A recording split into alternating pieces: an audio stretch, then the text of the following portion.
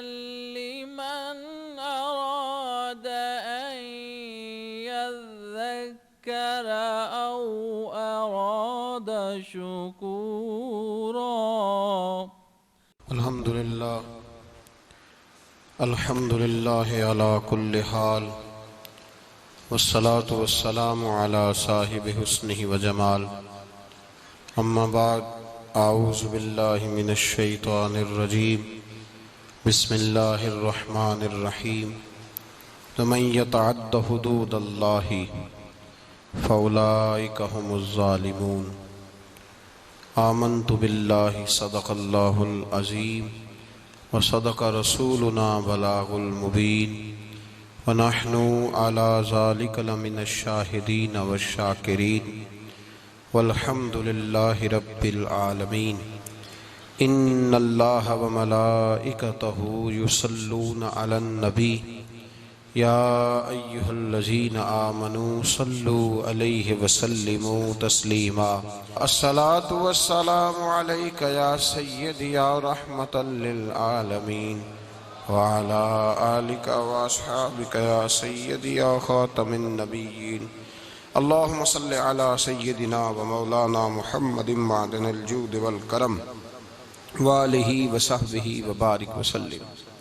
हम्द सलात के बाद गुफ्तगू का उन्वान ये है कि जब बात हुदूदुल्लाह की हो, जब बात अल्लाह ताला और उसके प्यारे महबूब सल्लल्लाहु अलैहि वसल्लम के बनाए हुए कानून और दीन की हो, तो फिर इंसान को किसी की परवाह नहीं करनी चाहिए, अपनी ज़ात की भी परवाह नहीं करनी चाहिए। जब हुदूदुल्लाह के निफाज का मौका आए और जब मसला अल्लाह तबारक व तआला के कानून के टूटने का आ जाए, तो फिर हुक्म शरीयत ये है कि इंसान अपने आप को तोड़ डाले, इंसान रिश्तों को तोड़ डाले, ताल्लुकात को तोड़ डाले, लेकिन अल्लाह की हदों को वो महफूज करे। जब बात हुदूदुल्लाह की हो, हम मुआशरे के अंदर जब नजर दौड़ा करके देखते हैं तो बड़ा सस्ता हो गया है दीन की हद को तोड़ना। बड़ी आसानी के साथ और बड़ी दीदा दलेरी के साथ लोग हुदूदुल्लाह को पामाल करते चले जा रहे हैं। मसला तलाक का हो, मसला सूद का हो, मसला हराम चीज का हो, मसला बेपर्दगी का हो, मसला अल्लाह तबारक व तआला के दीन को नाफिज करने का हो, जातियात पर बात आती है, लोग हर हरबा इस्तेमाल करते हैं। लेकिन जिस तरह खून मुस्लिम बड़ा अर्जा और सस्ता है, इसी तरह बड़ी आसानी के साथ लोग अल्लाह तबारक व तआला की हदों के बारे में बात करने लगते हैं।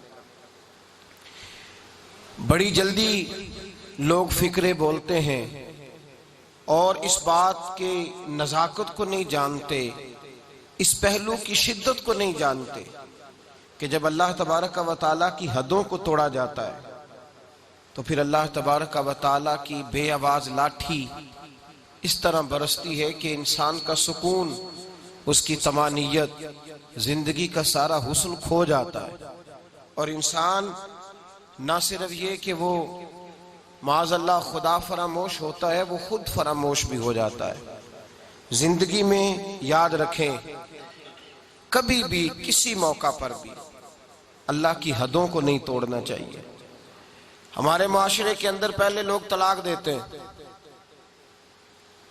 तलाक तलाक तलाक, 3 जुमले तलाक के बोलते हैं। कहने वाले कह रहे हैं कि तलाक दी, उसका पूरा पस मंजर है, झगड़ा रहता था, लड़ाई रहती थी, नाफरमानी होती थी। खामद भी बतलाता है, जब उससे पूछा जाता है तो वो कहता है बड़ी देर से बदजुबानी हो रही थी। औरत को पूछा जाता है तो वो कहती है बड़े पुराने जुल्म कर रहा था। एक पूरे पस मंजर के पीछे तलाक दी जा रही है और नाम लेकर के तलाक दी जा रही है। फिर जाकर के स्टाम्प फरोश से तलाक लिखवाई जाती है, उस पर साइन होते हैं, फिर वो पोस्ट की जाती है। जब अगली जगह पहुंच गई, तलाक हो गई। अब बरादरी के कुछ बड़े शामिल हो गए और शामिल होकर कहने लगे नहीं नहीं सुलह होनी चाहिए। सुलह? भाई जब 3 तलाकें हो गई तो अब सुलह किस बात की? अब सुलह किस बात की? अब कहीं कभी किसी जमात से फतवा पूछा जाएगा, कभी किसी जमात से फतवा पूछा जाएगा, अल्लाह तबारक व तआला की हदों को तोड़ा जाएगा। और फिर भाई बात तो ये है कि अगर ये इतना ही जरूरी था इन दोनों का इकट्ठे रहना, इतना ही जरूरी था, तो फिर कौन सी ऐसी नौबत आई थी कि जिस पर इन्होंने लफ्ज तलाक बोल दिया? फिर क्यों ऐसा मामला यहां तक पहुंचा कि तलाक का लफ्ज बोल दिया गया? और ये बात बिल्कुल दुरुस्त है कि नबी रहमत सैयद आलम सल्लल्लाहु अलैहि वसल्लम ने फरमाया कि तलाक एक ऐसी चीज है जो जायज तो है पर अल्लाह को पसंद नहीं। लेकिन मेरे भाई सहाबा किराम अलैहिम रिदवान ने तलाकें दी हैं। खुद नबी रहमत सैयद आलम सल्लल्लाहु अलैहि वसल्लम की 2 शहजादियों को अबू लहब के 2 बेटों ने तलाक दे दी थी। अल्लाह के महबूब अलैहिस्सलाम ने उस तलाक को अल्लाह तबारक व तआला की हिकमत समझ के कबूल फरमाया, तो अल्लाह ताला ने मुस्तफ़ा करीम को हजरत उस्मान गनी जैसे दामाद अता फरमाए। अब अल्लाह तबारक व तआला के हवाले करें, अब अल्लाह के सुपुर्द करें। अब वहां अल्लाह तबारक व तआला की हदों को तोड़ना, वहां अब कभी उधर से फतवा लेना, कभी उधर से फतवा लेना, एक नाजायज जिंदगी बसर करना, अपने वजूद पर जुल्म करना, ज्यादती करना। अल्लाह फरमाते हैं कुरान मजीद में, वमन यतअद्दा हुदूद अल्लाह, अगर तुम अल्लाह की हदों को तोड़ोगे, अगर तुम अल्लाह के बनाए हुए कवानीन को तोड़ोगे, और जो कोई ऐसा करेगा, जो कोई अल्लाह की हदों को तोड़ेगा और जो कोई अल्लाह के बनाए हुए कवानीन को पामाल करेगा, फौलाइका हुमुज़ ज़ालिमून, फरमाया ये लोग जालिम हैं, ये हद से बढ़ने वाले। अल्लाह तबारक व तआला दुनिया में भी इन्हें जालिमों जैसी बेसुकूनी देगा और कयामत के दिन जालिमों जैसा अंजाम फरमाएगा इन लोगों को। अल्लाह तबारक व तआला की हदों को लोग तोड़ते हैं। तलाक का मामला है, सूद का मामला है, रियासत के सदर साहब बोल करके कह देते हैं, लोग जानते नहीं कि मैं कितनी बड़ी बात कर रहा हूं, जानते नहीं कि कितनी बड़ी बात कर रहा हूं। अगर किसी सदर को कहा जाए कि तू पीए हो गया है, तू एक मामूली आदमी हो गया, जा वहां से हमारे लिए पानी लेकर के आ, चाय लेकर के आ, तो कहता तुमने तो मेरी इज्जत की हद तोड़ दी, इतनी बड़ी बात कर दी तुमने, हद तोड़ दी, तुम्हें सजा दी जाएगी। अदालत के अंदर अगर कोई शख्स ऐसी बात करता है जो अदालत के मेयार के खिलाफ है, उस पर तौहीन अदालत का मुकदमा हो जाता है, उसको सजा होती है, उसके बारे में कानून मौजूद है। लेकिन अगर रियासत का सदर उठ के कहे कि उलमा सर जोड़ के बैठे, बगैर सूद के काम नहीं चलता, कोई उसमें से गुंजाइश निकाले, तो कोई आदमी हरकत में नहीं आता, कोई नहीं बोलता। अल्लाह तबारक व तआला की हद को सरेआम पामाल किया जाता है। बजट पेश होता है कौमी असेंबली में, अल्लाह तबारक व तआला की धरती पर खड़े होकर, अल्लाह तबारक व तआला की बनाई हुई आसमान के छत के नीचे खड़े होकर एक इस्लामी मुल्क की असेंबली के अंदर ये लफ्ज बोले जाते हैं कि इस दफा हमने सूद देने के लिए इतना बजट रखा है और सूद देने के लिए हमने इतना बजट बढ़ा लिया है, इतना रुपया मुल्क का हम सूद पर खर्च करेंगे। तुमने सोचा ही नहीं, तुमने ख्याल ही नहीं किया कि जब तुम ये लफ्ज बोल रहे थे तो तुम अल्लाह तबारक व तआला की हदों को पामाल कर रहे थे। तुमने सोचा ही नहीं कि रसूल पाक सैयद आलम सल्लल्लाहु अलैहि वसल्लम ने बाकी गुनाहों की सजा बयान की है। और जब सूद की बारी आई तो कुरान मजीद ने कहा अगर तुमने सूद न छोड़ा फग़ज़नू बिहर्बिम मिनल्लाहि व रसूले, फिर अल्लाह और उसके रसूल से जंग करने के लिए तैयार हो जाओ, फिर अल्लाह रसूल से जंग करने के लिए, मुकाबले के लिए तैयार। इतना बड़ा गुनाह, और उस पर सरेआम लेक्चर दिया जाता है, उस पर गुफ्तगू होती है, उसके रोज धंधे होते हैं, सरेआम कारोबार होते हैं, हर बैंक वो कारोबार करता है, तिजारतें होती हैं, लोग बैंक से लोन लेकर सूद पर पैसे लेकर फैक्ट्रियां चलाते हैं, तिजारत होती है, सरेआम लोग उसकी दस्तावेजात लिखते हैं, उस पर बकायदा लोगों के मुआहदात होते। अल्लाह तबारक व तआला की हदों को सरेआम तोड़ा जाता है। कोई शख्स उसके माथे पर शिकन नहीं आती कि भाई एक SHO का हुक्म अगर तोड़ डाला जाए, SHO का हुक्म, तो हुक्म उदूली होती है, वो तैश में आता है, वो सारी फोर्स लेकर के पीछे लग जाता है। बल्कि मैं तो कहा करता हूं कि खामद साहब जो अपने घर के अंदर डिक्टेटर लगे हुए हैं, उनका हुक्म अगर घर में तोड़ दिया जाए, उन्होंने कहा था कि आज मेरे लिए गोश्त पकाया जाए, लेकिन गोश्त नहीं पका, दाल पक गई, तो उनका हुक्म टूट गया तो घर में जमीन आसमान एक कर दिया जाता है। सरेआम अल्लाह का हुक्म टूटता है। ऐसे अहकामात जिन पर शरीयत इस्लामिया वाज़े और बय्यन अहकामात मौजूद हैं। मेरे नबी करीम सल्लल्लाहु अलैहि वसल्लम ने फरमाया, मां के साथ जिना करने वाला इतना बुरा नहीं जितना सूद का काम करने वाला बुरा है। इतना बुरा नहीं जितना सूद का काम करने वाला बुरा है। इस कदर बड़ा गुनाह। और नबी रहमत सैयद आलम सल्लल्लाहु अलैहि वसल्लम ने फरमाया, सूद लेने वाला, सूद देने वाला, सूद की दस्तावेजात को लिखने वाला, सूद के मुआहदे में गवाह बनने वाला, सूद का जिसको पता चले और राजी होने वाला, मना न करने वाला, फरमाया ये वो सब लोग हैं जिन पर खुदा की भी लानत है, फरिश्तों की भी लानत है, मोहम्मद मुस्तफा की भी लानत है। इतना सख्त हुक्म बयान किया, लेकिन लोग हैं कि ढटाई के साथ वो काम करते, एलानिया वो काम करते। एक आम आदमी से लेकर रियासत के सरबराहान तक इल्ला माशाअल्लाह धंधे में मुलव्वस होते, और लोग हैं कि किए जा रहे हैं, हुदूदुल्लाह है कि पामाल हो रही है। और सरेआम मेरे रसूल पाक सल्लल्लाहु अलैहि वसल्लम ने मर्द और औरत का एक जगह रहना पसंद ना फरमाया। हुजूर सैयद आलम सल्लल्लाहु अलैहि वसल्लम ने फरमा दिया, जहां मर्द और औरत इकट्ठे होते हैं वहां तीसरा शैतान होता है। हुजूर ने बयान कर दिया, खुले लफ्जों में बतला दी, फरमाया कोई इजाजत नहीं, कोई इजाजत। जहां मर्द और औरत इकट्ठे होंगे तीसरा शैतान होगा। मखलूत तालीम है। मर्द और औरतें, लड़कियां और लड़के इकट्ठे यूनिवर्सिटी और कॉलेजेस में पढ़ते हैं, और जिन लोगों को अल्लाह ने कुछ थोड़ा सा पैसा दे दिया है, अल्लाह ने अपने फजल से थोड़ी दौलत दे दी है, वो तो इतनी ढटाई के साथ दीन की धज्जियां बखेरने लगे हैं। लड़की और लड़के की शादी हो रही है और गैर महरम है, अभी उनका निकाह नहीं हुआ, वो एक दूसरे को अंगूठियां पहना रहे हैं, वो उनको आमने सामने बिठा दिया गया। फिर उसके बाद जब मेहंदी की जालिमाना रस्म सामने आती है तो उसी मैरिज हॉल के अंदर लड़का और लड़की को मेहंदी के मौके पर इकट्ठा बिठाया है। बाप पता नहीं गैरत कहां सो गई, वो भी नाच रहा है। बूढ़ी माँ जिसका वक्त आ गया है कब्र में जाने का, वो भी वहां नाच रही है। शरीयत इस्लामिया का जनाजा निकाल के नाच रहे हैं, अल्लाह की हदों को पामाल कर रहे हैं। मुस्तफा करीम जाने रहमत सल्लल्लाहु अलैहि वसल्लम ने फरमाया, मर्द और औरत जहां इकट्ठे होते हैं तीसरा शैतान होता है, वो भी गैर महरम है।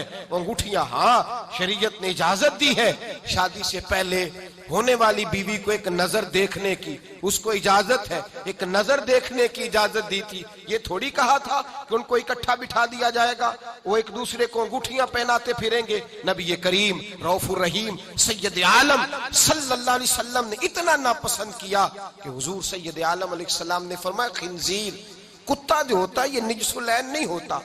कुत्ता भीग जाए तो इस पर बाद लोग फतवा देते हैं नापाक होने का, और कुत्ते की जो थूक होती है वो नापाक होती है।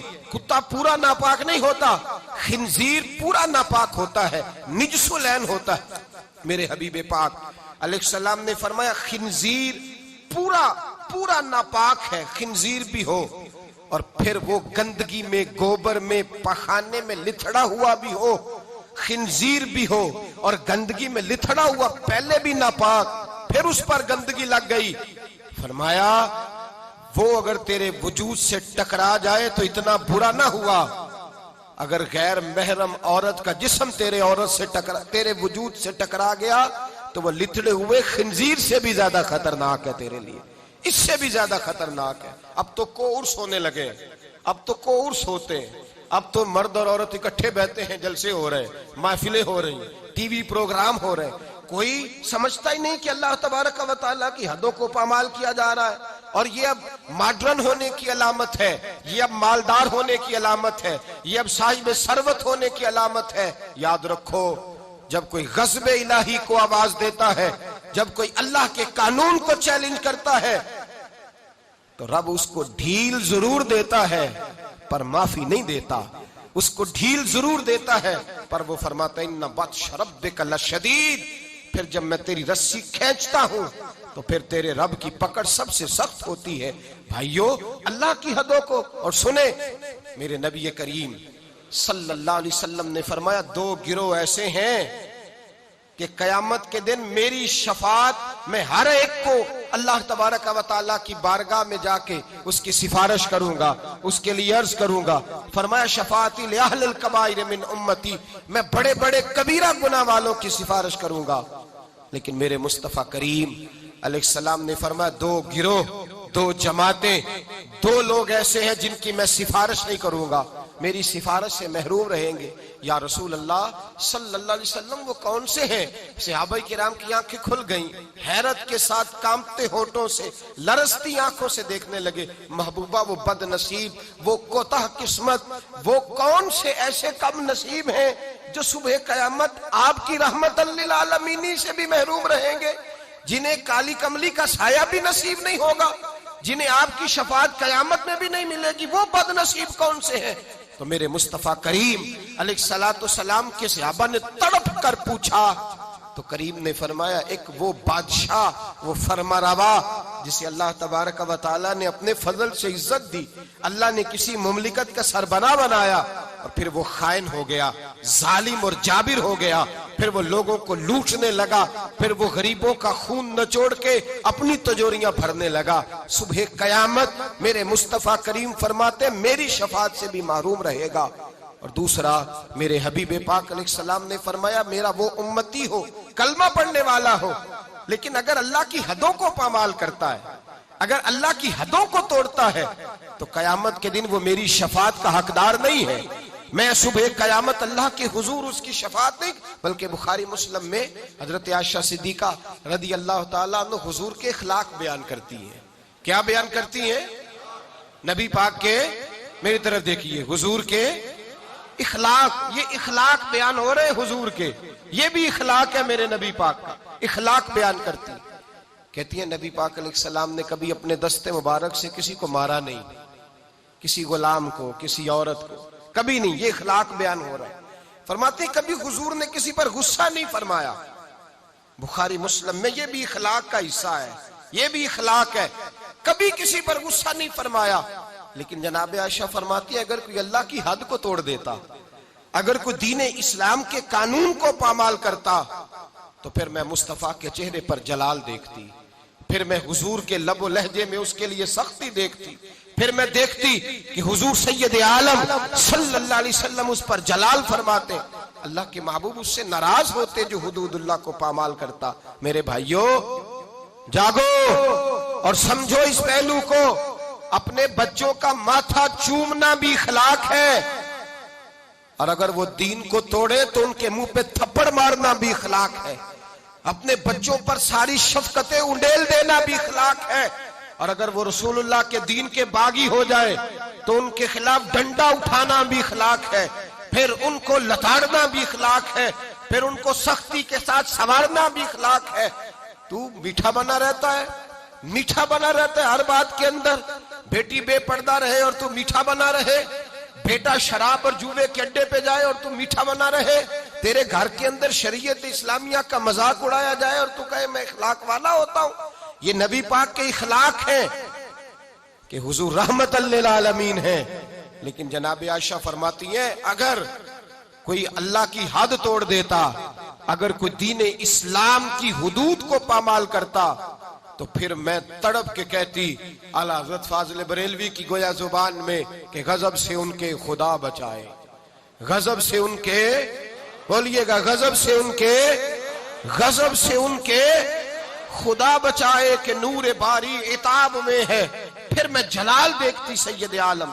अल्लाह तबारक व तआला की हदें तोड़ने से बचें, अल्लाह के कानून को चैलेंज करने से बचें, बचें उस चीज से जिसमें अल्लाह तबारक व तआला का वाज़े हुक्म, नबी पाक का वाज़े हुक्म हो। हमें पता हो कि ये बात शरीयत इस्लामिया में जायज नहीं, लेकिन उसके बावजूद अगर कोई कर रहा। आज कई ऐसे घराने हैं जिनको अल्लाह ने अपने फजल से जायदादें दी, अल्लाह तबारक व तआला ने जमींदार बनाया, उनके बच्चे अगर कोई गुनाह करते हैं तो कहते हैं शुक्र है तू बड़ा हो गया है, तेरी को शिकायत तो आई है ना माज़अल्लाह, वो कहते हैं माज़अल्लाह शराबो कबाब के अड्डे और वहां आना जाना तो इन बच्चों का शौक होता है, ये काम तो करते ही रहते। डरो अल्लाह तबारक व तआला।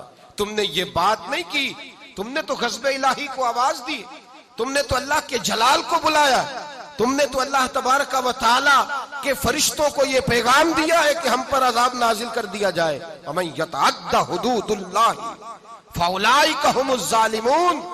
फरमाया जो अल्लाह की हदों को तोड़ेगा वो बहुत बड़ा जालिम है, बहुत बड़ा जाबिर है।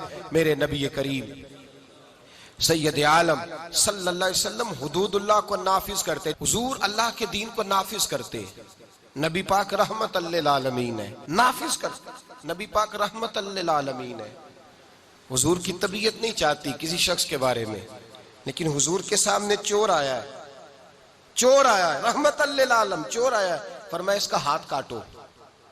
कटवाया है नबी पाक ने हाथ। एक शख्स पर कत्ल साबित हो गया, मस्जिद कुबा के करीब हुजूर तशरीफ फरमाते, उस पर साबित हो गया जुर्म कि इसने कत्ल किया है। हुजूर ने सहाबी से फरमाया ले जाओ दरवाजे पे इसकी गर्दन मार दो। एक सहाबी हैं, हुजूर से मोहब्बत करते थे, प्यार का रिश्ता था, गुलामी का रिश्ता था। अक्सर आते हुजूर को हंसाते। एक शाम आए, कहा या रसूल अल्लाह गलती हो गई, मैंने शराब पी ली है।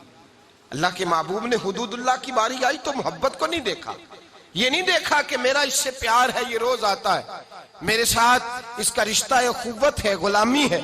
हुजूर ने फरमाया इसको ले जाओ वहां बांधो, 80 कोड़े मारो इसके वजूद पर। ये अल्लाह का दीन है, ये नाफिज किया जाएगा, ये नाफिज किया जाएगा।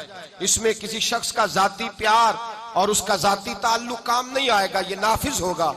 सहाबा कहते हैं बाहर ले गए, गुलाम को कोड़े लग रहे थे, अंदर अल्लाह के रसूल बेचैनी के साथ टहल रहे थे, कभी इधर जाते कभी उधर आते। एक सहाबी ने कहा हुजूर उसने शराब पी है, आप उसके लिए इस कदर ज्यादा परेशान है। नबी पाक ने फरमाया तुमने शराब देखी है, उसका एहसास नहीं देखा? उसको कोई पकड़ के नहीं लाया, थाम के नहीं लाया, गिरफ्तार करके नहीं लाया, वो खुद आ गया है और कहता है महबूबा गलती हो गई, मुझे पाक कर दे। नबी पाक ने फरमाया गलती हो गई है, मैंने अल्लाह की हद नाफिज कर दी है, लेकिन ये भी हकीकत है कि वो खुदा से भी प्यार करता है और मोहम्मद मुस्तफा से भी प्यार करता है। ये भी एक हकीकत है, ये भी हकीकत। लेकिन हुदूदुल्लाह को नाफिज किया। कबीला गामदिया की औरत आई, उसने कहा या रसूल अल्लाह मैं गुनाह कर बैठी हूँ, मेरे पेट के अंदर नाजायज बच्चा है, वो रोई है, तड़प रही है, आंखों में।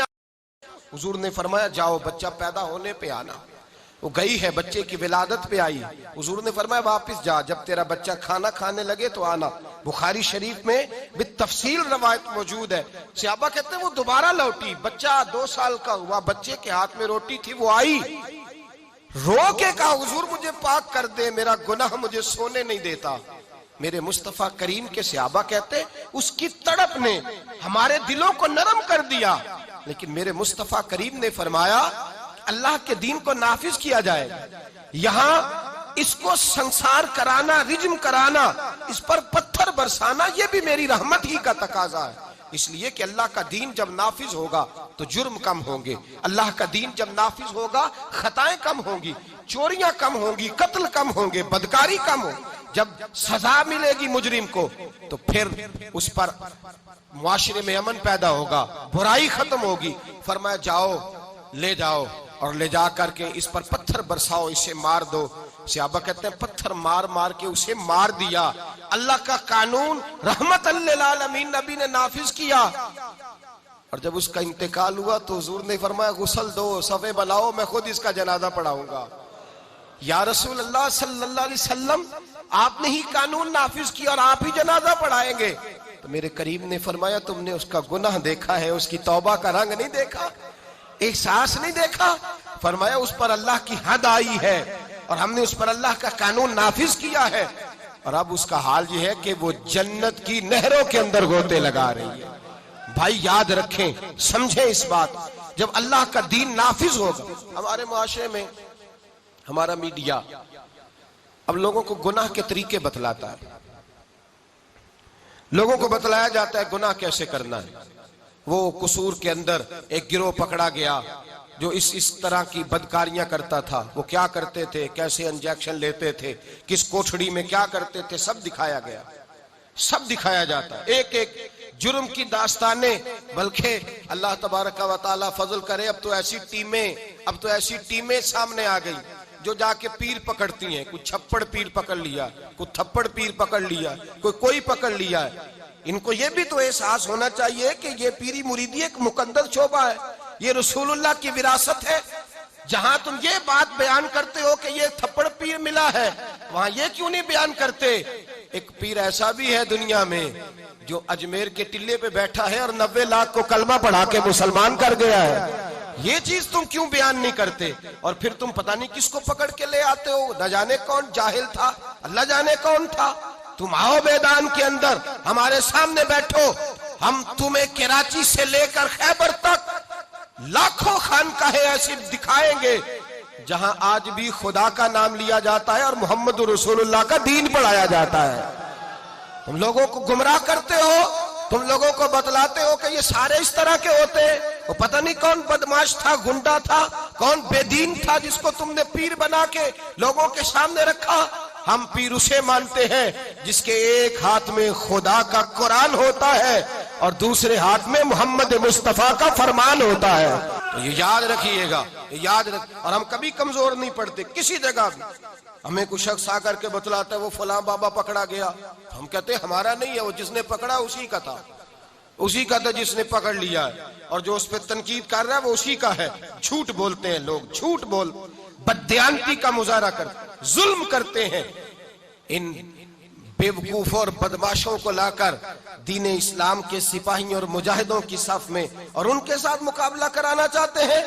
हमारे तो मशाइख वो हैं जिनके चेहरे देखें तो खुदा याद आ जाता है, जिनके पास बैठे, जिनके पास चंद घड़ियां कोई गुजार के जाए। मेरे शेख तरीकत हजरत ताजुश शरिया के शेख मुफ्ती आजम हिंद मौलाना मुस्तफा रजा खान साहब, आपके पास एक शख्स आया आला हजरत के छोटे बेटे के पास। वो कहने लगा सुना है ये बड़े आशिक रसूल है, इनके पास जाएं तो मुस्तफा की खुशबू आती है। कहता मैं थोड़ी देर आया, थोड़ी देर बैठा, फाजले बरेलवी के शहजादे की सोबत में थोड़ी देर रहा, चंद लम्हे गुजारे, न हदीस पढ़ी, न फिका सीखी, न कुरान सीखा, चंद लम्हे अहमद रजा के बेटे के पास बैठा हूं, ऐसी खुशबू चढ़ी है, घर जाते ही जुबान पर दुरूद ही जारी रहा है, सोने लगा हूं तो दुरूद जारी, खुशबू जारी, सलाम जारी। मेरी आंख बंद हुई है तो मुझे मदीने वाले महबूब का दीदार नसीब हो गया है, दीदारे मुस्तफा नसीब हो गया है। ओ भाई, ये हमारे मशाइख हैं, ये हमारे लोग जिनकी खुशबू रसूलुल्लाह सल्लल्लाहु अलैहि वसल्लम की मोहब्बत बांटते। बहरहाल अल्लाह तबारक का जो मजमून है उसी मजमून पे रहता हूँ। याद रखिएगा और समझिएगा इस बात को कि अल्लाह तबारक व तआला की हदों को तोड़ना, नबी करीम अलैहिस्सलातु सलाम ने फरमाया भाई वो प्यार करती है, उसने एहसास पैदा किया है, लेकिन याद रखो मैंने जो दीन नाफिज किया है उसकी बरकत ये होगी कि जब हमारे यहाँ ये तो दिखाया जाता है कि फलां ने ये जुर्म किया, ये जुर्म किया, लेकिन उसकी सजा नहीं दिखाई जाती। उसकी सजा किधर है? वो कसूर के मुजरम। फिर बताओ ना, वो थप्पड़ बाबे का तुमने क्या किया, वो किधर है? किधर है वो जो तुमने फलां आदमी पकड़ा था, तुमने जुर्म दिखाए, सजा क्यों नहीं दिखाई? मेरे नबी पाक अलैहिस्सलातु सलाम ने सरेआम सजा दी, हाथ कटवाए, गले कटवाए। अल्लाह के हबीब अलैहिस्सलाम ने मुजरिमों को सरेआम कोड़े लगवाए। आज लोग कहते हैं इस्लाम की सजाएं सख्त है। इस्लाम की सजा सख्त नहीं है, इस्लाम की सजा नाफिज होने वाली है। इस्लाम की सजा इबरत अंगेज है। पूरे दौरे नबूवत में नबी पाक सल्लल्लाहु अलैहि वसल्लम के 23 साला दौर में जब हुजूर ने ऐलान नबूवत किया, 5 या 6 केस आए हैं सिर्फ जिन पे हद जारी करनी पड़ी है।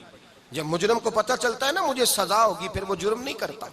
और जब उसे पता होता है ना 2, 4, 5, 10 लाख दे के मैं छूट जाऊंगा, फिर जुर्म आम होता है। यहाँ तो सरेआम कत्ल होते हैं, सरेआम टीवी पे दिखाए जाते हैं, अखबारात में दिखाए जाते हैं, फिर वो मुजरम रिहा हो जाता है। फिर पता नहीं वो बाइज्जत बरी किस बला का नाम है, वो उसको मिल जाता है और वो सर्टिफिकेट लेकर घर के अंदर घुस जाता है। तो भाइयों, नबी पाक अलैहिस्सलाम ने नाफिज किया, सजाएं दी और कड़ी सजा दी। फरमाया ये भी मेरी रहमत ही का तकाजा है कि मैं जड़ी बूटियों को काट के बाकी सारी फसल को महफूज करना चाहता हूं, बाकी सारी महकती हुई हदीस। और ये वो हदीस है वो हदीस जिस पर यहूदी, ईसाई, बुद्ध मत भी खड़े होके कहते हैं अगर दीन नाफज हो सकता है तो इस एक हदीस की बरकत से नाफज हो सकता है। एक हदीस बुखारी मुस्लिम में, एक बड़े मुअज़्ज़ज़ कबीले की औरत ने चोरी कर ली। बड़ा मुअज़्ज़ज़ कबीला, चोरी हो गई, औरत ने चोरी की, चोरी साबित हो गई। अब कुरैश के कबीले की औरत है, उनके दिल में यह ख्याल आता है कि अगर इस औरत को सजा हो गई तो हमारी नाक खाक आलूद हो जाएगी, लोग क्या कहेंगे ये चोर है। सारा कबीला इकट्ठा हुआ, जो बन सकता था प्रोग्राम उन्होंने बनाया, जिस तरह की तरतीब लग सकती थी लगाई। कोई रास्ता नजर ना आया हुजूर की बारगाह तक जाने का। मेरे नबी पाक के एक गुलाम ज़ादे हैं उसामा बिन ज़ैद, ये हुजूर को बड़े प्यारे हैं। हजरत आयशा सिद्दीका कहती हैं ये छोटे से थे, हुजूर के गुलाम के बेटे, नाक बह रही थी, रीठ निकल रही थी। हुजूर ने फरमाया आयशा नाक साफ कर दो, तो कहती है मैं दाएं बाएं को कपड़ा को रुमाल देखने लगी तो हुजूर खुद उठ खड़े हुए और नबी पाक ने दस्ते मुबारक से उनका नाक साफ कर दिया। हुजूर ने बड़ा प्यार किया, फरमाया ये उसामा मुझे बड़ा प्यारा है।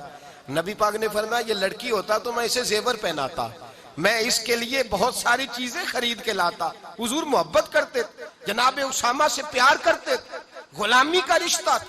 अहले कुरैश ने जिनकी औरत ने चोरी की थी वो हजरत उसामा बिन ज़ैद के पास आए, कहने लगे थोड़ी सी रियायत मिल जाए, गुंजाइश मिल जाए थोड़ी सी। हजरत उसामा बिन ज़ैद से कहा थोड़ी गुंजाइश हो जाए, सजा में थोड़ा हल्कापन आ जाए। पहली दफा था, नया नया दीन कबूल किया है, अभी लोग आदी नहीं हुए। बड़ी हिकमतें, बड़ी लैतुल अल्लाह, बड़ी तफसीलात, बड़ा कुछ। जनाब उसामा बिन ज़ैद कहते हैं मैं दरे रसूल पे आया और मैं जब आता था ना तो मुस्तफा करीम का चेहरा खिल जाता था। आप फरमाते मैं आया, हुजूर के पहलू में बैठा। नबी पाक अलैहिस्सलाम दिलों के भेद जानने वाले, पलटकर मुस्तफा ने देखा, फरमाया उसामा जो कहने आए हो चलो कह डालो। ख्याल आया कि मुसलमान नेक व बद पहचान जाते हैं, मुहम्मद आदमी के दिल की बातें जान जाते हैं। फरमाया चलो कह डालो। जनाब उसामा बिन ज़ैद धीमे लहजे में कहते हैं मैंने बात को, शारहीन कहते हैं उसामा बिन ज़ैद फरमाते हैं मैंने बात को उसका पस मंजर देखकर हिकम, या रसूल अल्लाह अभी नया नया दीन कबूल किया है, अभी लोग हिकमतों से आगाह नहीं, अभी पूरी तरह दीन में आए नहीं। या रसूल अल्लाह वो औरत ने जो चोरी की है साबित भी हो गई, हुजूर अगर गुंजाइश मिल जाए। वो लोग मेरे पास आए थे। जनाब उसामा फरमाते हैं कसम अल्लाह की इज्जत की, मैंने मुस्तफा को जब भी देखा था मेरी तरफ देख के हंसा करते थे। आज जब हुजूर ने चेहरा फेरा तो मैंने हुजूर के चेहरे पे जलाल देखा। फरमाया हुजूर ने अतशफाउ हद्दिन मिन हुदूदिल्लाह, फरमाया उसामा अल्लाह की हदों में से एक हद के बारे में सिफारिश करने आ गया है, तू खुदा के कानून के बारे में सिफारिशी बना है। बुलाओ लोगों को, इकट्ठा करो मजमे को। फरमाते हैं सहाबा मजमा इकट्ठा हो गया मस्जिद में, खचाखच भर गई। मेरे मुस्तफा करीम ने फरमाया लोगों तुम्हें क्या हो गया है, अल्लाह की हदों के बारे में सिफारिश करते हो। फरमाया तुमसे पहली कौमें तबाही इसलिए हुई थी कि जब कोई मालदार जुर्म करता था तो माफ कर दिया जाता था और गरीब से कोई गलती होती तो लटका दिया जाता था। फरमाया सुनो, इस धरती पर चमकते हुए चांद के सामने और खिले हुए सूरज के सामने और जमीन और आसमान पे, इस धरती पे अगर मुझे कोई सबसे प्यारा है तो वो मेरी बेटी फातिमा मुझे प्यारी है। मेरे मुस्तफा करीम ने फरमाया सुनो, अगर मोहम्मद की बेटी फातिमा भी चोरी करती और साबित हो जाती तो मैं बेटी देख के माफ ना करता, बल्कि मैं फातिमा का भी हाथ काट देता, मैं हुदूदुल्लाह को नाफिज करता, मैं अपने जिगर का टुकड़ा होने का पास ना करता बल्कि अल्लाह की हद का पास करता।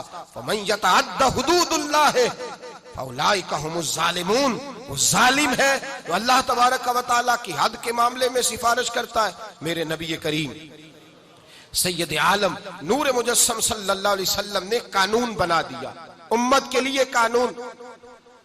अब सजा गरीब के लिए रह गई है, किसके लिए बोलिए?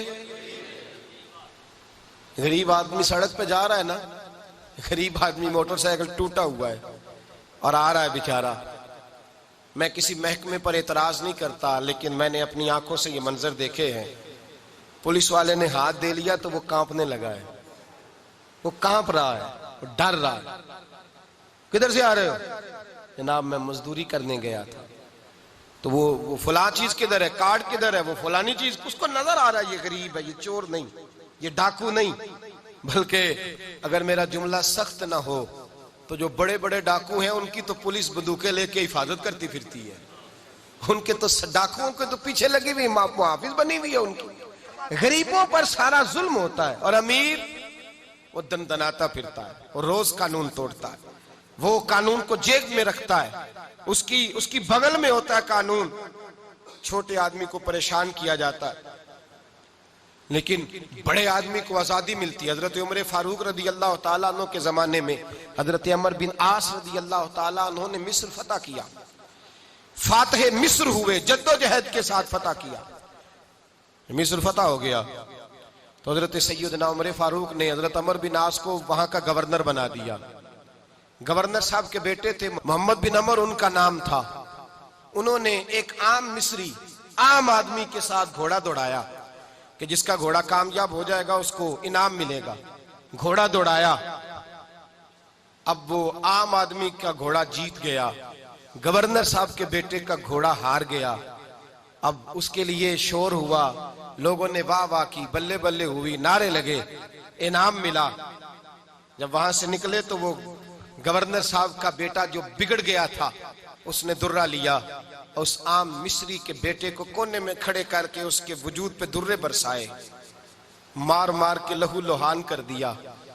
बेटा तड़पता हुआ बाप के पास आया, गरीब का बेटा तड़पा, उसने कपड़ा हटाया तो लहू निकलने लगा। कहने लगा अब्बा जी मुझ पर जुल्म सिर्फ इसलिए हुआ है कि मेरे बाप के मुरब्बे कोई नहीं, मुझ पर ज्यादती इसलिए हुई है कि मेरे बाप का बैंक बैलेंस कोई नहीं, इसलिए ज्यादती हुई है कि मेरा बाप कोई सियासी कद काठ नहीं रखता। अब्बा जी देखिए ना मेरी पुष्ट जख्मों से भर गई, मेरी गलती ये है कि मैं गरीब का बेटा हूं, उसने इसलिए मारा है कि वो गवर्नर का बेटा है।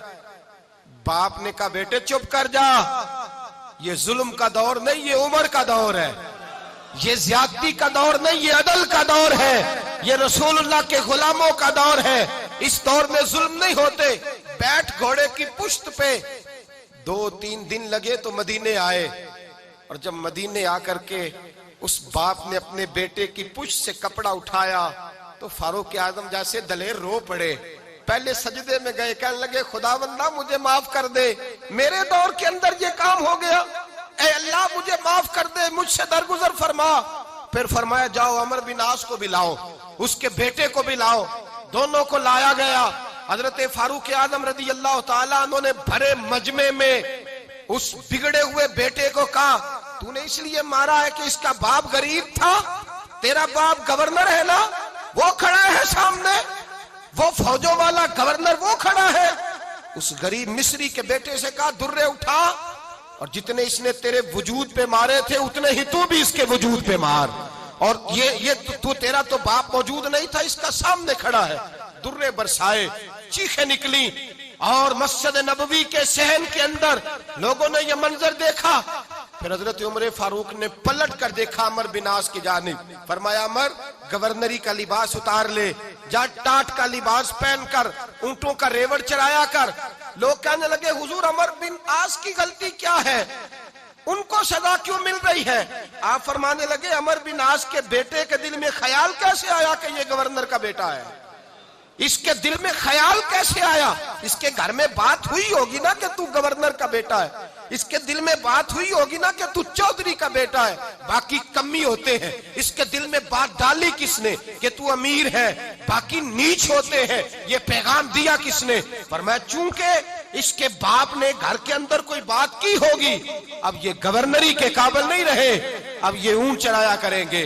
पर मैं ये अल्लाह के रसूल का दीन है, और जब तक सूरज चमकता रहेगा रसूलुल्लाह का दीन गालिब रहेगा, नबी पाक का दीन गालिब रहेगा। ये कैसे हो गया कि मेरे जमाने में जुल्म हो जाए, ज्यादती हो जाए? अल्लामा इकबाल ने अपनी खूबसूरत अंदाज में लिखा है, कहते हैं सुल्तान मुराद हिंदुस्तान का बादशाह था। इकबाल ने लिखा है, इकबाल कहते हैं उसने एक मिस्त्री को बुलाया मस्जिद बनाने के लिए, कहा इस तरह की बनाना मेरा दिल खुश हो जाए। मामार ने, मिस्त्री ने मस्जिद बनाई। बादशाह सलामत को पसंद ना आई तो बादशाह सलामत ने उस मिस्त्री का हाथ गुस्से से काट डाला। पूछ कोई नहीं ना सकता। वो सीधा काजी की अदालत में कटा हुआ हाथ लेके गया और काजी के दरवाजे पे जाके कहने लगा, मैं पूछ सकता हूं आप किसका कलमा पढ़ते हैं? पूछ सकता हूं? तो काजी कहते मेरी कुर्सी भी कांपने लगी और जिस कमरे में बैठा था वो कमरा भी कांपने लगा। मैंने कहा सवाली तू बात कर, कहानी पहले बताओ कलमा किसका पढ़ते हो? तो काजी कहता है मेरी आंखें बरस पड़ी। मैंने कहा मैं उसके कलमा पढ़ता हूं जो दुनिया में भी मेरा वारिस है, कयामत में भी वही मेरा वाली बनेगा। जो दुनिया और आखिरत में मेरा वाली है, मैं मुस्तफा का कलमा पढ़ता हूं। तो कहने लगे हाँ इसलिए तुझसे ये बात कहलवाई है कि कहीं तू बादशाह का तो कलमा नहीं पढ़ता माअज़ल्लाह। तू काजी अदालत में बैठा है कुर्सी पे, उसका कलमा तो नहीं पढ़ता? कहा नहीं मैं मुस्तफा का। फिर देख मेरा हाथ कट गया है, अब तू बता कि तू बादशाह समझ के माफ करेगा या रसूलुल्लाह का दीन समझ के नाफज करेगा? डॉक्टर इकबाल कहते हैं वो काजी ने हुक्म जारी किया कि फौरन बादशाह को बुलाया जाए। हिंदुस्तान का फरमा रवा पैगाम गया तो कांपता हुआ आया। काजी ने सामने खड़ा किया, एक तरफ बादशाह और एक तरफ वो मामूली मामार मिस्त्री काम करने वाला। तो काजी गरजदार आवाज में कहने लगे, बादशाह तू बता इसका खून सुर्ख है तो तेरा सुर्ख नहीं, इसके बाजू पे गोश्त है तो तेरे बाजू पे नहीं, इसे दर्द होता है तो तुझे नहीं होता, ये तूने क्या हरकत की? बादशाह की गर्दन झुक गई। काजी कहने लगे पकड़ो इसको बाहर ले जाओ और इसका बाजू काट दो, इसका बाजू काट दो। डॉक्टर इकबाल कहते हैं जहां कांप रहा था सारा कुछ वहां खुशी के शादियाने बजने लगे। काजी कहने लगा इसका बाजू काटो और इसको बताओ अमीर गरीब का फर्क उतनी देर होता है जितनी देर बंदा मुसलमान नहीं होता, और जब कोई रसूलुल्लाह का गुलाम हो जाता है फिर सारे बराबर हो जाया करते हैं। बंदाओ साहिबो मोहताजो गनी एक हुए, तेरी सरकार में पहुंचे तो सभी एक हुए, तेरी सरकार में पहुंचे तो सभी एक हुए।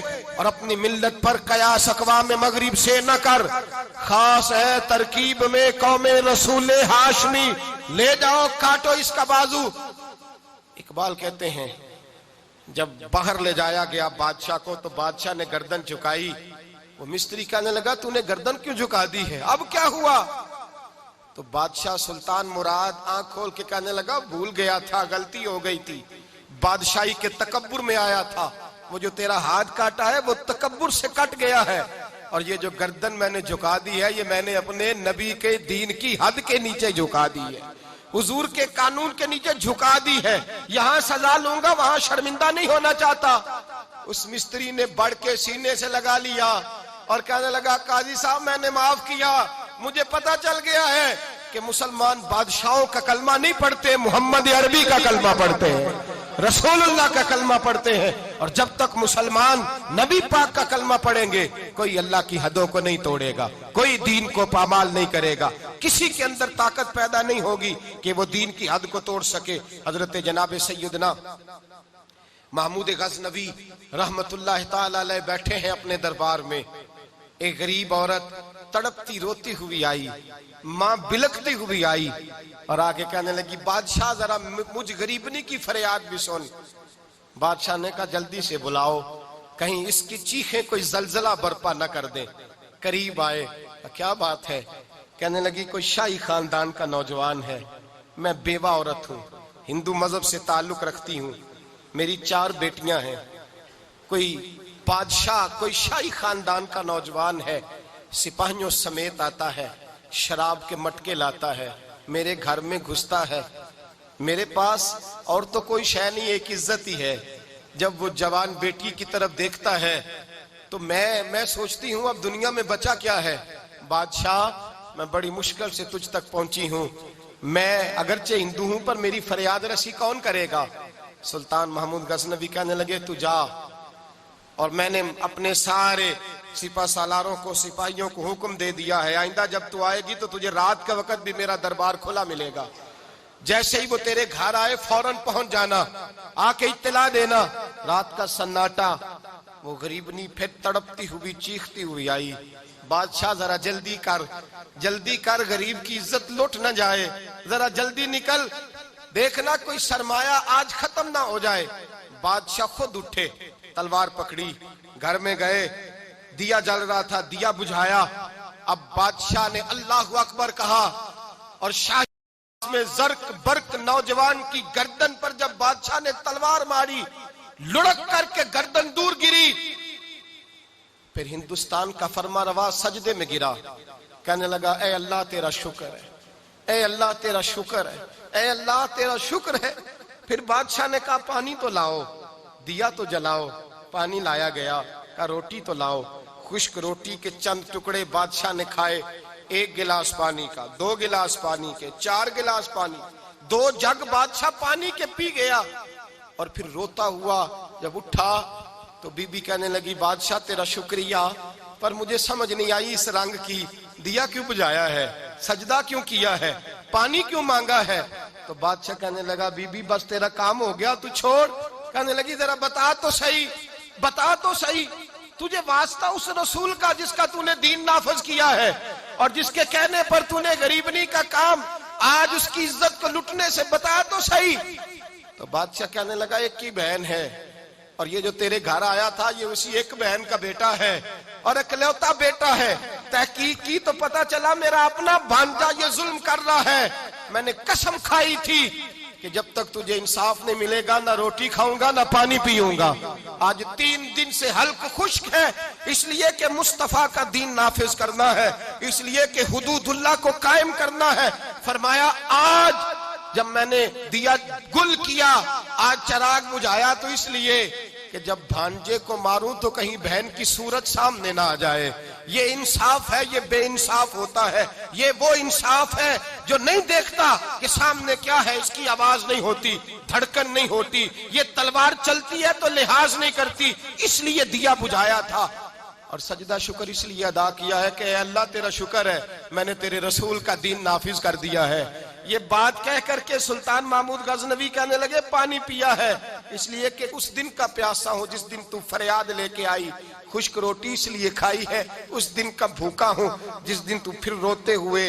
महमूद गजनवी ने पैर बाहर रखा, 4 बेटियां जवान, एक अम्मा दौड़ी हुई आई और कदमों में बैठी, कहने लगी महमूद मैंने नहीं देखा अबू बकर, मैंने कोई अबू बकर को तो देखा नहीं, उमर उस्मान अली को तो मैंने नहीं देखा।